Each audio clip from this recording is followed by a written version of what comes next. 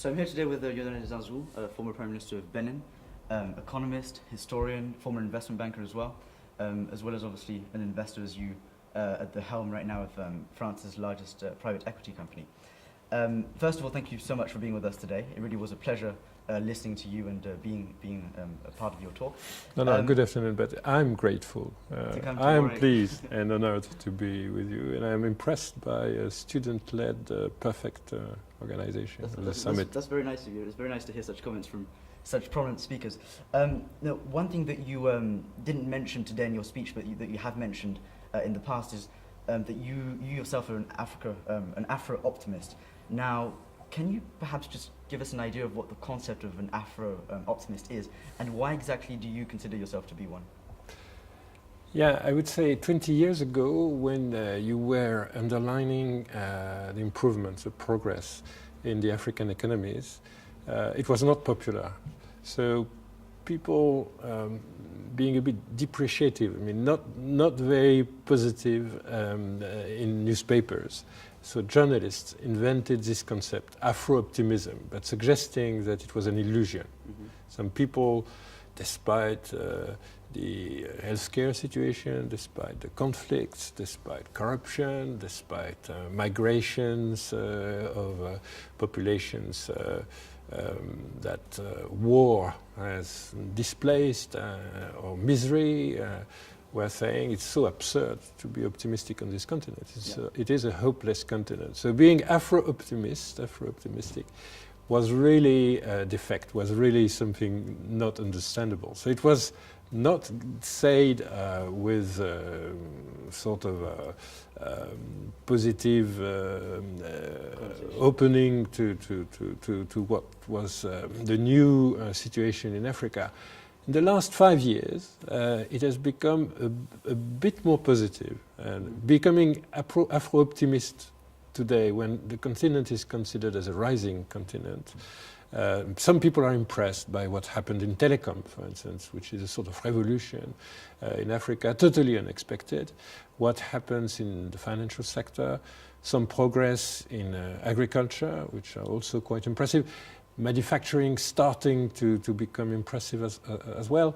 I would say in the last 5 years, because of the crisis in the largest, most advanced economies, and growing in Africa, it has become a bit more positive in terms of. But it has never been by me. I've never said I am Afro-optimist, because I consider that you have to consider all the assets and liabilities of growth. I mean, growth is there. It has no sense to challenge this idea. Growth is everywhere, and you have all the indicators converging. But growth is not able to perform everything, not able to reduce extreme poverty, not able to reduce inequalities, not able to help the youngsters to enter in the labor market. So it's not because growth is now in a totally different pattern compared to 20, 30 years ago,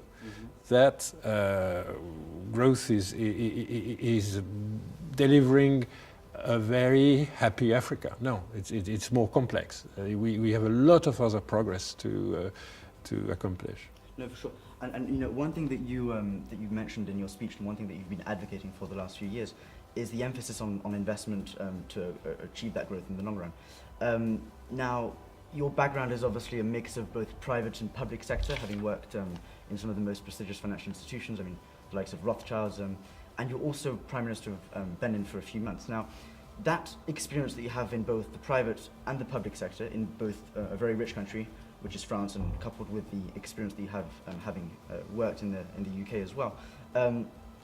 Contrast that to the experience that you've had working in obviously one of the poorest countries in the world at the very highest level. What do you think in terms of the combination of both public and private investment? What do you think is like the best combination that you can get in order to achieve that growth in the long run? I think that the sovereign states in Africa have to rely more on private sector. They have to outsource more. They have to implement e-government with solutions, applications developed locally. When I say private sector, it's not only foreign investment. Yes, we need the inflows of foreign investment, but the investment in Africa comes from the households and the private sector domestically. It's domestic. It's essentially, the growth today is essentially endogenous. Yeah. It's not driven by Asia, Europe, whatsoever. We are decoupled from Europe in a sense. We can have growth when Europe is in recession, as we had in 2009, as we had in 2011 and 2012 again, with Europe in recession, Africa going forward. So I would say domestic private sector has to combine forces with the state. But it is a very new idea. The business environment is maybe what the states have to improve, and it has to be a main goal of public policy. So that is an essential combination. I was about to say, so leading on to the business environment that you were mentioning, and that, you know, that past experience that you have in the financial sector, having worked in both countries, Jeffrey Sachs once said that he argued that you know, Africa's development crisis was the result of this poverty trap. And one of the reasons behind that poverty trap is that the financing in Africa isn't well developed enough as it should be, and as is obviously the case in more Western countries. And that's something that you said in your speech. Now, based upon your experience that you had working in some of the most sophisticated financial sectors and financial sectors and institutions in the world, what do you think Africa is lacking in terms of refining and developing its financial sector? First, we need competition in the financial sector. We have to introduce, and it is starting, competition. We used to have colonial banks in French-speaking Africa, French banks in a sort of colonial organization. I mean, this is over. Now we have competition. Now we have Pan-African banks, Nigerian, South African, Moroccan. We need it first in the financial system, not only innovation, but competition to generate innovation. And that competition has to originate domestically, right? Yeah, but this is progressing quickly. We need financial markets with some depth and breadth. We have that in South Africa, but now we have that also in Morocco, Tunisia, Egypt, Kenya, Nigeria. Not yet that much in French-speaking Africa, but growing fast, very fast now. So you need markets, because if you want to invest, you have to get the liquidity on the market and of your investment. If you enter in a project, you have to be able to exit with a capital gain. And this requires stock exchange markets. But that also we have. We have now a far more sophisticated insurance industry. Yeah. But we need also customized financial institutions. We need microfinance institutions, and we have, yes, imported from Bangladesh and India, but with great success.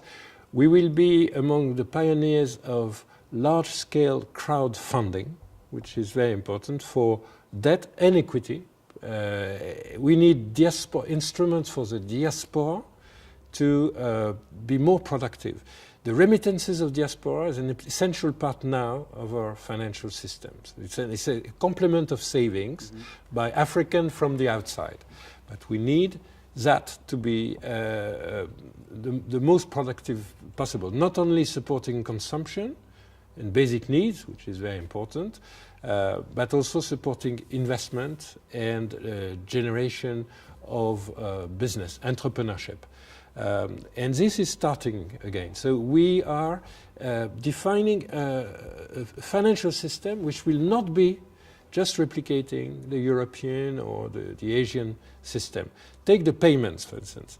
Payments through mobile. Mobile money is now more important as a part of payments in Africa than everywhere else. And Kenya has been pioneer of that. So you, with your mobile phone, you are able to make payments that you will not be able to perform in the UK at that scale. And tomorrow, you will start to have credit through that channel.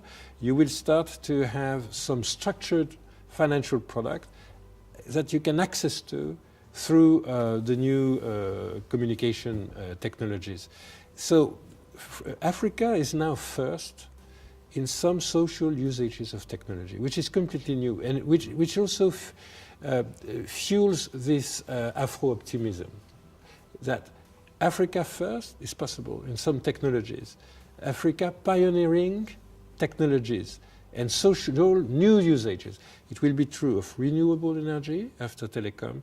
It will be true of fintech, technology of finance, and it will be true of agriculture progress. This is completely new. For the new generation, it can be a source of trust and enthusiasm. Africa can be first in defining the techniques of its development. I just have one last question because we're a bit tight for time. You mentioned the benefits that Africa can get from remittances, but you mentioned mostly the financial benefits from that, i.e. the amount of money coming back from the diaspora that was sent away to perhaps Europe or other countries. In terms of the human capital that is coming back, so the likes of you, you were born and raised in France and educated in France, but one of our speakers coming tomorrow, for example, he originates from Benin and he then studied abroad and is now coming back to Benin through the foundation that he created. So in terms of the human capital that is at hand outside of Africa, how can various African countries attract that talent to bring it back in and help build those countries to drive the growth? Yes, you know, when you have a sort of reliable rate of growth, around 5%, compared to advanced countries in Europe, somewhere around 1.5%, so years and years and years, when you have this increment, it means sort of overheating in many sectors, overheating in urban development, in agriculture output, in technologies for healthcare, in education through digital ways and means, which is a reason to attract not only capital, but talent and human talent. And we have a diaspora reservoir, which is very important. But we will not only rely on diaspora. I mean, Africa is open to foreign population as well. I mean, we have 1.5 million Chinese citizens living in Africa. And the Japanese have recently said they want to be far more than the 3,500 that they are on the continent. I mean, we need a very broad talent pool. And we now educate through our university systems, we educate the population. So apart from inflows from outside, even African inflows from outside, we have also real improvement in the education system. Nothing like what has made the real success of Asia. But if you take the real reason, the key reason for the success of the Singapore, Hong Kong, whatever, Southeast Asian countries, education, a very high level of education, even higher than in Europe sometimes, has been the main reason. We have to progress towards this goal. We are not there yet, but we are far less in a poor situation in terms of domestic education than before. But it will be the one, not the one and only, but the very first reason for our growth to be sustainable. It will be sustained by our human resources. That's really good news. I'm just going to end on one last question, a yes or no question, or a very simple question. You're obviously the CEO of PAI Partners, France's largest private equity company. How much of your portfolio is invested in Africa? Technically, I'm the vice chairman, so I'm not the CEO yet. I used to be the CEO for 8 years.